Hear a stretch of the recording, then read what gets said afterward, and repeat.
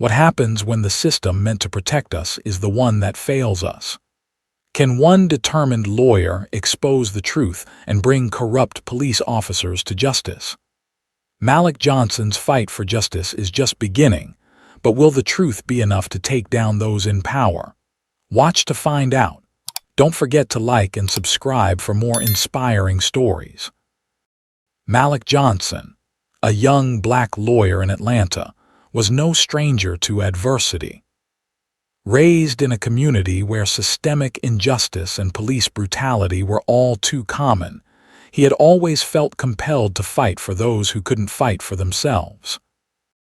After recently passing the bar exam, Malik joined a small civil rights law firm focused on advocating for the marginalized. While the firm was modest, it was a place where Malik believed he could truly make a difference. He wasn't just looking for a career, he was determined to change the world. One afternoon, Malik's phone rang. It was Reverend Robert Greene, a respected community leader known for his tireless efforts against police brutality. The Reverend asked Malik to take on a case that, although deeply personal for many, was about something much larger: the corruption in the Atlanta Police Department. Two officers, Andrew Cooper and David Harris, had been involved in multiple instances of police misconduct, including wrongful arrests and excessive force. Despite their long history of violence, they had always managed to escape punishment, thanks in part to their connection with Judge Oliver Drake. Judge Drake was known throughout Atlanta as a defender of the police. His bias toward law enforcement was legendary, with rumors circulating that he was financially tied to the police union, using his position to shield officers from facing real consequences. It was clear to Malik that this wouldn't just be a case against two officers. It was a fight against a corrupt system that had allowed these officers to thrive unchecked.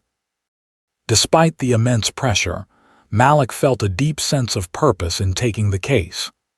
The people in his community were suffering, and they had placed their trust in him. This wasn't just about winning in court. It was about exposing the corruption and showing the community that justice could prevail, even in a system stacked against them. As the trial date approached, Malik threw himself into his work. He met with victims who had experienced the brutality of Cooper and Harris firsthand. He spoke with families whose lives had been shattered by the police officers' actions. One victim, a young woman named Aisha, had been stopped by Cooper and Harris during a routine traffic stop. Without warning, the officers assaulted her, throwing her to the ground and using excessive force, even though she hadn't resisted. Malik knew that this story, along with the testimony of others, could be the key to building his case. But as the trial began, Malik quickly realized how difficult the road ahead would be. The courtroom was tense, and Malik could feel the weight of the community's expectations on his shoulders. Judge Drake, seated at the bench, didn't even try to hide his disdain for Malik. From the start, he made it clear that he wasn't interested in hearing what Malik had to say. Every piece of evidence Malik presented was immediately questioned or dismissed. Whether it was the testimony of Aisha or the video footage showing the officer's misconduct, the judge found some reason to discredit it. Each time Malik stood to make his case, Drake seemed determined to shut him down. The defense attorney, who was well-versed in protecting police officers, had no trouble taking advantage of the judge's bias. Cooper and Harris sat silently at the defense table, their smug expressions showing no sign of concern. It was clear that they had the full backing of the court, and it felt like the scales of justice were tipped against Malik before he even had a chance to speak. Despite the constant setbacks, Malik refused to back down. He knew the truth was on his side, and he wasn't going to let Judge Drake's tactics silence him. He carefully presented the evidence, making sure that every victim's story was heard. When a second victim, Marcus, took the stand and recounted how he had been brutally beaten by Cooper and Harris during a routine arrest. Malik saw a shift in the atmosphere. Even though the judge tried to undermine the testimony, there was a palpable tension in the air. The courtroom, full of spectators, was starting to take notice. Still, Judge Drake continued his attempts to discredit the case. He raised doubts about the authenticity of the evidence, constantly questioning whether the actions of the officers were truly as violent as the witnesses claimed. Malik could feel the frustration building in him, but he kept his cool. He knew that if he let his emotions take over, it would only give the defense more ammunition to attack him. This wasn't just about winning a case. It was about fighting for justice in a system that had long protected those who abused their power. As the days passed, Malik's resolve only grew stronger. The trial had become a battle of wills. He knew that if he could just get one breakthrough, one piece of evidence or testimony that could break through the judge's bias, he might be able to turn the tide. That moment came unexpectedly. During a short recess, Malik met with one of his witnesses, an undercover officer who had worked in the same precinct as Cooper and Harris. The officer had witnessed firsthand the officer's misconduct, but had been too afraid to speak out. But now, with Malik's encouragement, the officer was ready to testify. He confirmed what Malik had suspected all along. Cooper and Harris had used their position to intimidate witnesses, tamper with evidence, and make sure that their cases never saw the light of day. When the officer took the stand, the courtroom fell silent. For the first time, the defense didn't have an immediate rebuttal. The officer's testimony was a game-changer, and even Judge Drake couldn't ignore it. Malik could feel the tide turning in his favor. It wasn't much, but it was enough to make the defense nervous. The longer the trial went on, the more the cracks in the officer's defense began to show. By the time the first week of the trial ended, Malik knew that this battle was far from over, but the foundation for a victory had been laid. He had proven that the system was flawed, that the officers were corrupt, and that Judge Drake was complicit in their actions. It wasn't just about winning this case anymore. It was about exposing the deep-rooted corruption in the system and making sure that the voices of those who had been silenced for so long were finally heard. Malik left the courthouse that day exhausted but determined. He knew that the road ahead would be difficult. The judge was still doing everything in his power to protect the officers, and the defense would continue to fight tooth and nail to keep the truth hidden. But Malik was ready. He had already come this far, and he wasn't about to stop now.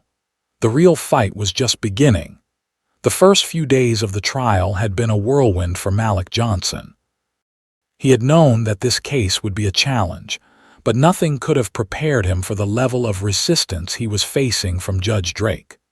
The more Malik pushed forward, the more the judge seemed determined to block every attempt to expose the truth. But Malik wasn't backing down. He felt the weight of the entire community on his shoulders. He couldn't afford to let this opportunity slip away. But deep down, he knew that taking on this level of corruption wasn't something he could do alone. One evening, after a long day in court, Malik sat in his office, reviewing his notes from the day's proceedings. His mind raced as he recalled the moments where he had seen cracks in the defense. There was something there, something big, but it wasn't enough to break the case wide open. His gut told him that there was more to Judge Drake's connection with Cooper and Harris than anyone was letting on. The judge's constant interference wasn't just a sign of bias. It was a sign of something deeper, something more sinister. Malik's suspicion grew stronger by the day, but he knew that to bring the full weight of justice down on Drake and the corrupt officers, he needed more evidence. He needed help. The next morning, Malik received a call that would change the course of the trial. It was Samuel Carter, an assistant U.S. attorney he had met during his time at law school. Carter had been following Malik's case from the sidelines, intrigued by the challenges Malik was facing. The federal government had been monitoring corruption in the Atlanta Police Department for some time, and Carter had a vested interest in seeing that the system was cleaned up. When Malik explained the situation, how Judge Drake had repeatedly dismissed credible evidence and seemed to have a personal stake in protecting Cooper and Harris, Carter knew that it was time to intervene. "We can't let this slide, Malik," Carter said. "We have resources that you don't, and right now it seems like you need all the help you can get." Malik agreed without hesitation. They needed to take this case to a higher level. If there was any chance of bringing down Judge Drake and the officers, they needed to involve federal agencies. Carter introduced Malik to Alina Thompson, a seasoned FBI agent with years of experience in investigating public corruption and police misconduct. Thompson had been working on similar cases in the Atlanta area, and she knew the city's police force like the back of her hand. The FBI had long suspected that there were ties between the police union and the local judiciary, but proving it had always been a challenge. "Malik," Thompson said when they met in person, "we've been tracking Drake for months. We have reason to believe that he's not just protecting bad cops. He's actively taking bribes to make sure they stay out of trouble." Malik's heart sank. He had suspected as much, but hearing it confirmed made the situation even more urgent. He had always known that Judge Drake was a problem, but now he understood just how deep the corruption ran. This wasn't just about two officers anymore. This was about the very system that was supposed to protect the people, a system that was broken from the inside out. With the FBI on board, Malik's case took on a new level of momentum. Thompson and Carter helped him get access to federal resources, allowing him to dig deeper into Drake's finances, connections, and background. They began reviewing years of court transcripts, looking for any signs of irregularities or patterns in Drake's rulings. The more they uncovered, the more they realized how far-reaching the corruption went. Then, one afternoon, Malik received an anonymous tip that would change everything. The caller, whose voice was muffled and distorted, didn't say much, but his words were enough to set Malik's heart racing. "Check the financial records. Drake's been taking bribes. From the police union. It's all there, every deposit, every payment, every cover-up. I can't give you everything, but it's a start." Malik immediately contacted Thompson and Carter. They got to work, tracing the tip to a set of financial records that showed an alarming pattern of payments from the Fraternal Order of Police to Judge Drake's personal accounts. The amounts weren't huge, at least not at first glance, but the frequency and timing of the payments raised serious questions. Malik knew this was the smoking gun they needed. It was the proof they had been searching for to tie Judge Drake to the corrupt police officers he was protecting. As the investigation progressed, more details came to light. Malik and the federal team uncovered emails and phone records linking Drake to Cooper and Harris, confirming that the judge had not only accepted bribes, but had also been involved in orchestrating the cover-up of the officers' misdeeds. There were clear communications between Drake and the police officers, discussing how to bury complaints, alter testimony, and manipulate evidence. The depth of the corruption was staggering. "He's been playing both sides," Thompson said as they reviewed the evidence.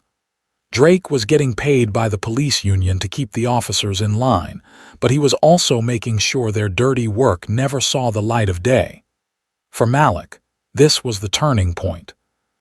With this new evidence, he knew they could take down Drake and, in the process, expose the broader network of corruption that had allowed Cooper and Harris to continue their reign of terror. The trial had shifted from a simple case of police brutality to a battle against a deep-seated, systemic issue. The FBI had the power and resources to bring down the players involved, but it was up to Malik to bring the case to court. The pressure on Malik had increased tenfold, but he felt a renewed sense of purpose. No longer was he just fighting for the victims of Cooper and Harris. Now he was fighting to dismantle the entire corrupt system that had allowed them to get away with murder. He knew that the stakes were higher than ever, and the risk of failure was greater. But with the FBI's backing and the mounting evidence, Malik felt confident that they could win. The battle was far from over, but the pieces were falling into place. With the federal intervention, Malik's strategy had shifted. He was no longer just looking for justice for the individual victims. Now, he was working to bring down the corrupt system that had allowed this injustice to continue for so long. The road ahead would be long and difficult, but Malik was determined. He had the evidence, he had the support, and he had the courage to fight for what was right. "Let's make sure the world knows the truth," Malik said, looking at Carter and Thompson. "This is just the beginning." Malik Johnson sat in the courtroom, his eyes focused on the documents in front of him. He had spent months building his case, collecting testimonies from victims, and gathering evidence against officers Cooper and Harris. He knew this was his moment to make a difference, but the obstacles he faced were unlike anything he had anticipated. Judge Drake, with his cold gaze and biased rulings, seemed determined to obstruct justice at every turn. Despite having strong evidence, Malik felt like he was constantly fighting an uphill battle.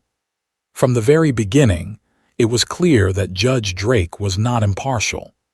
Every time Malik introduced evidence or called a witness, the judge seemed to find a reason to dismiss it. The defense attorneys, equally aggressive, were quick to seize on these moments, questioning the credibility of the witnesses and attacking every piece of evidence Malik presented. Their goal was simple: discredit Malik and his case at all costs. One of the most difficult moments came when a crucial witness, Maria, took the stand. She had been an eyewitness to one of the violent arrests made by Cooper and Harris, and her testimony could have been the turning point in the case. But as soon as Maria began to recount what she had seen, Judge Drake interrupted. "Are you sure your account is accurate, miss?" The judge asked coldly, his voice dismissive. "How do we know you didn't misinterpret the situation?" Maria hesitated for a moment under the weight of the judge's scrutiny. The defense attorneys pounced on the opening, questioning her reliability and suggesting that she had fabricated the details. Malik could feel his frustration growing, but he kept his composure. This wasn't just about him. It was about making sure that the victims' voices were heard, no matter how hard Judge Drake tried to silence them. Despite the constant interruptions, Malik kept pushing forward. He knew that the defense would try every tactic to confuse the jury and discredit the witnesses, but he refused to let them derail the case. He had worked too hard, and the people in his community were counting on him. As the trial progressed, Malik's determination never wavered. He knew that the evidence was on his side. He had gathered testimonies, surveillance footage, and financial records linking Judge Drake to the corrupt officers. But the judge's interference was wearing him down. Every day felt like a struggle to keep the case alive, to make sure that the truth had a chance to be heard. Malik was beginning to feel the pressure of the courtroom, the weight of the case, and the uncertainty of whether he could actually win. But in the midst of this, something unexpected happened. One afternoon, Malik received a call from FBI agent Alina Thompson. She had uncovered something that could turn the case around. The FBI had been digging into Judge Drake's financial records and had found a series of payments from the Fraternal Order of Police directly to Drake's personal accounts. This was the evidence that Malik had been hoping for, a clear link between the judge and the corrupt police officers. Excited but cautious, Malik knew this was the moment he had been waiting for. The new evidence could be the game changer, but it would also put him in direct confrontation with Judge Drake. If he presented it, there was no going back. The judge would know that Malik had uncovered the truth, and there was a good chance that Drake would retaliate in some way. Still, Malik knew what he had to do. He had the evidence, and the people in his community were relying on him to expose the corruption that had allowed these officers to get away with their crimes for so long. The next day, he stood before the court, prepared to present the smoking gun that could finally break the case wide open. When Malik asked Judge Drake for permission to introduce new evidence, he could feel the tension in the air. The judge's eyes narrowed as Malik approached the stand. The courtroom fell silent, waiting to see what would happen next. Malik spoke confidently, presenting the financial records and showing the payments from the police union to Judge Drake. He laid out the evidence, step by step, linking Drake to the cover-up of the officers' crimes. For the first time during the trial, Malik saw a flicker of uncertainty in Judge Drake's eyes. The judge shifted uncomfortably in his seat, clearly trying to maintain his composure. But the evidence was irrefutable. Malik had shown the court exactly how deep the corruption went. The defense attorneys had no response, and the courtroom was filled with an uneasy silence. Malik stood tall, knowing that he had just taken a significant step forward in his fight for justice. This was the turning point. It wasn't over yet, but the truth had been laid out in front of everyone, and there was no way to deny it anymore. Judge Drake might try to suppress the evidence, but the community knew the truth now, and Malik wasn't going to stop until justice was served. The moment felt surreal. Malik had been up against so much, but now, for the first time in the trial, he could see the tide turning in his favor. The federal investigation, the evidence he had gathered, and the witnesses who had bravely stepped forward were starting to make a real impact. Judge Drake's reign of corruption was beginning to unravel. Malik left the courtroom that day with a renewed sense of hope. He knew that the road ahead would still be difficult, but the turning point had come. It was no longer just a matter of proving the guilt of Cooper and Harris. It was about exposing the entire system of corruption that had allowed them to operate with impunity. The battle was far from over, but Malik had finally seen a glimmer of light at the end of the tunnel. He was ready to fight, no matter what it took. The case was far from decided, but Malik felt more determined than ever. His fight for justice had just reached its most critical stage, and he wasn't about to back down now. The tide was turning in his favor, and with the support of the community, the FBI, and his own unwavering resolve, Malik knew that he was on the verge of something bigger than just winning this case. He was fighting to change the system, and that made every challenge worth it. The courtroom was buzzing with energy, a strange mixture of anticipation and disbelief hanging in the air. Malik Johnson could feel the weight of the moment pressing on his chest as he looked at the faces of the spectators, many of them victims, others reporters, all of them watching him with a mix of hope and skepticism. After weeks of battling Judge Drake's biases and constant attempts to undermine the case, Malik knew that today could be the day when everything changed.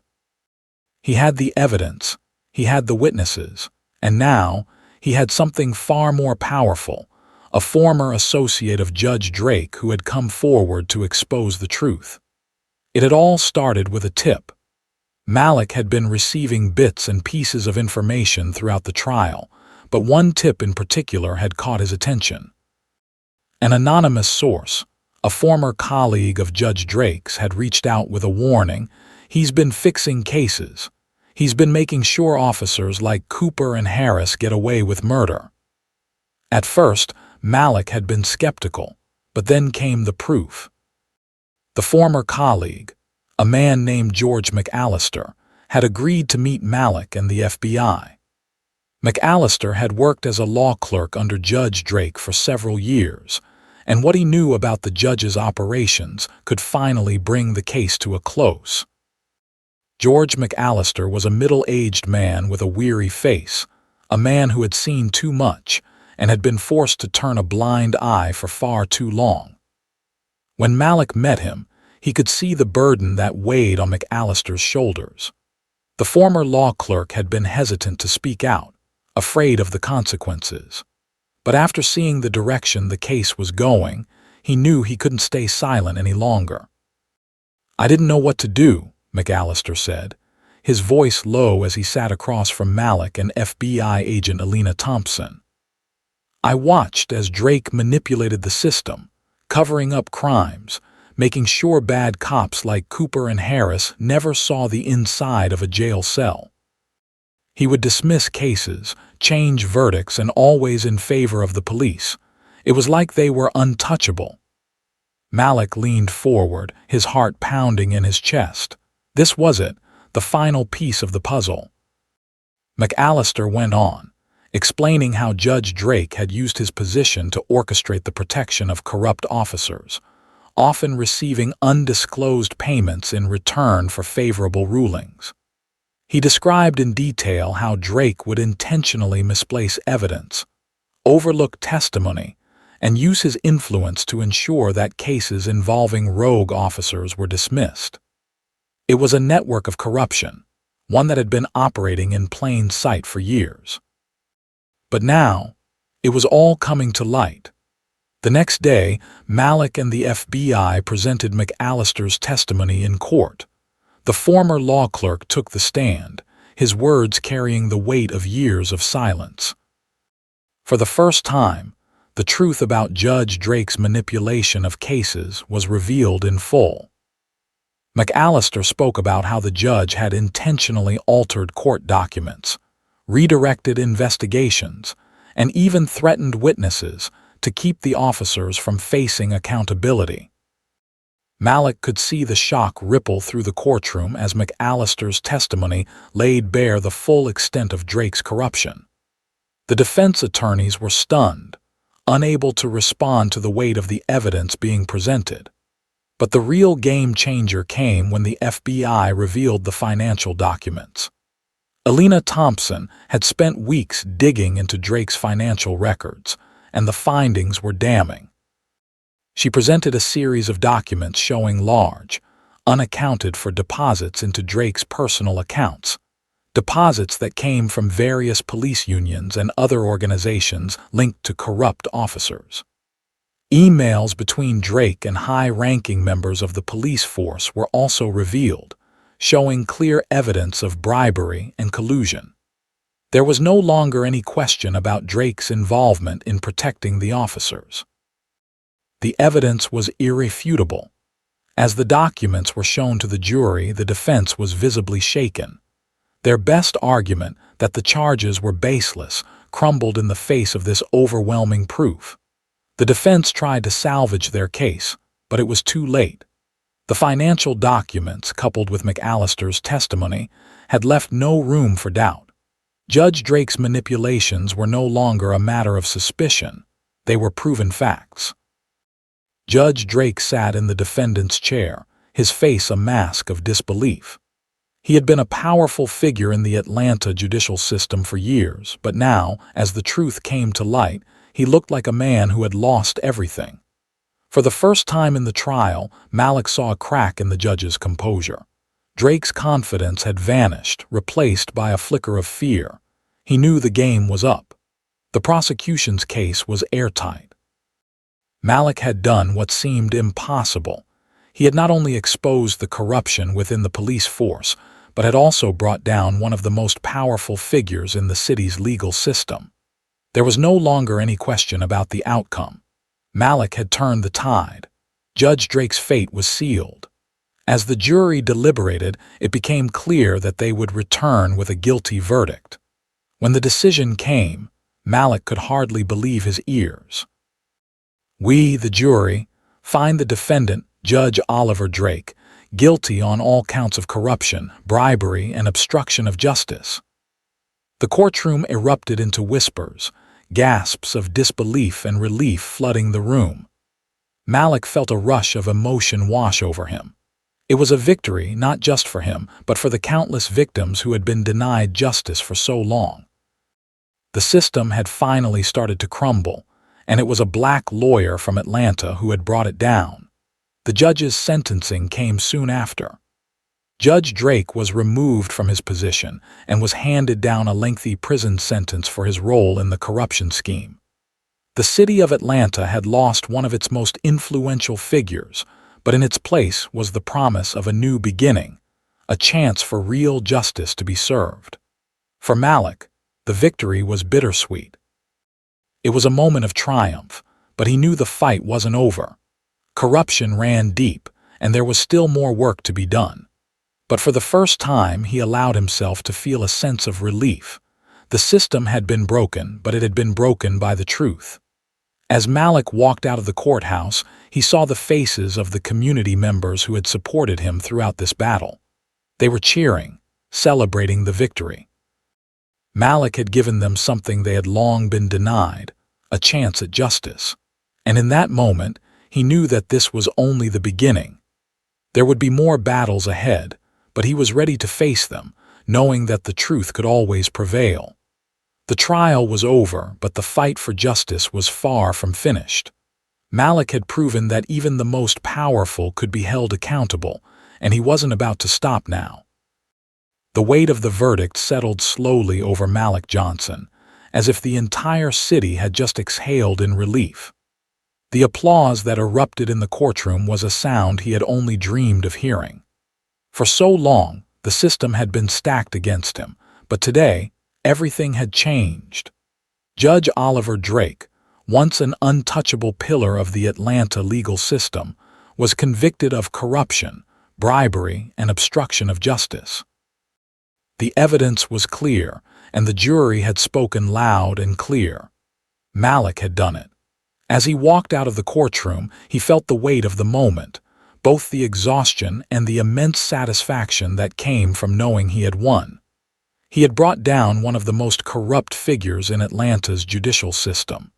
He had exposed the truth, and he had done it against all odds. But what made it even more meaningful was the fact that this victory was not just for him. It was for the victims, for the community, and for anyone who had ever felt the sting of injustice. The phone call came just a few days after the verdict was handed down. Malik had been back in his office, going through some paperwork and beginning to reflect on the case that had consumed the last several months of his life. He had a lot to process, a lot to think about. His work wasn't finished, but he needed a moment to breathe. That was when his phone rang. It was Samuel Carter, the assistant U.S. attorney who had helped him throughout the trial.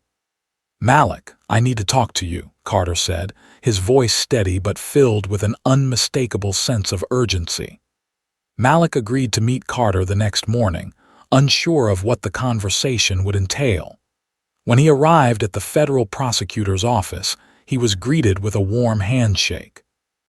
But there was something in Carter's eyes that told Malik this wasn't just a friendly catch-up. "Malik," Carter began, "the U.S. Attorney's Office has been following your work closely. Your efforts in the case against Judge Drake have impressed everyone. We need someone like you on our team." Malik raised an eyebrow, surprised by the offer. "What do you mean?" he asked, a sense of caution creeping into his voice. "We're offering you a position as a special assistant U.S. attorney," Carter said, his tone firm but inviting. "We need someone who understands how the system works, someone who can fight for the truth, just like you've been doing. You've already shown you can take on the tough cases. This is your chance to do even more on a much bigger scale." The offer took Malik by surprise, but as the words settled in his mind, he felt a sense of purpose rise within him. This was it. This was the next step in his journey. He wasn't just a community lawyer anymore. He was being given the opportunity to fight at the highest level, to continue the work he had started with the Drake case, but on a broader stage. The stakes were higher, but the potential for real, lasting change was greater than ever. "I'm in," Malik said, without hesitation. It wasn't just a career move. It was a chance to make a real difference. With his new position, he would have the tools, the resources, and the backing of the federal government to continue fighting against corruption wherever he found it. In the days that followed, the news of Malik's new position spread quickly. The community that had supported him throughout the Drake case celebrated the news, proud that one of their own had reached such a significant milestone. Malik had become a symbol of perseverance, of hope in the face of overwhelming odds. He wasn't just a lawyer. He was a beacon for those who believed that justice could still prevail in a broken system. But Malik didn't forget where he came from. Despite the new title, the new position, and the newfound recognition, he remained grounded. He knew that the real work was still ahead. His victory in the Drake case had exposed just a small part of the corruption within the judicial system, but there was so much more to uncover. He wasn't going to stop until every corner of that system was examined, every corrupt official held accountable, and every voice that had been silenced was heard. As the weeks went by, Malik began working closely with the U.S. Attorney's Office on a variety of cases. His focus was clear: continue to fight for justice, continue to expose the flaws in the system, and most importantly, continue to be a voice for the voiceless. He knew that the road ahead would be long and the battles would be difficult. But he also knew that he wasn't alone anymore. He had the support of the federal government, a team of like-minded professionals, and, most importantly, the community behind him. In his new role, Malik quickly became involved in investigating other cases of judicial corruption, police misconduct, and civil rights violations. He worked tirelessly to uncover the systemic issues that had allowed those in power to exploit the system for their own gain. But Malik's approach was different from the past. He wasn't just looking for convictions. He was looking for systemic change. He wanted to create a justice system that worked for everyone, not just for the powerful. His work was not just about punishing the guilty. It was about creating a fairer, more transparent system for the future. Malik's story spread beyond Atlanta. His name became synonymous with perseverance and justice. He was invited to speak at rallies, conferences, and community events, where he shared his journey and inspired others to keep fighting for what was right. Malik's message was clear: justice wasn't a privilege, it was a right. And it was something worth fighting for. The final moments of the trial against Judge Drake had felt like the end of a long road, but for Malik, they were only the beginning. He knew that the fight against corruption and injustice was ongoing, and he wasn't about to stop now. He had spent his life standing up for the powerless, and that was a mission that wouldn't end with one victory. In his first speech as a Special Assistant U.S. Attorney, Malik spoke to a crowd of community leaders, activists, and lawyers. "This victory, this case, it isn't just mine," he said. "It belongs to every person who has been ignored, who has been silenced, who has been denied justice. The fight is far from over. We have to continue to protect justice, continue to stand up for fairness, and continue to ensure that the truth is never buried by those who hold power." The applause that followed was deafening, but Malik didn't care about the recognition. He cared about the message, that justice was worth fighting for, no matter how difficult the battle, and that the fight for fairness, transparency, and accountability was one that would never stop. As he walked off the stage, his heart was filled with both pride and resolve. The work was just beginning.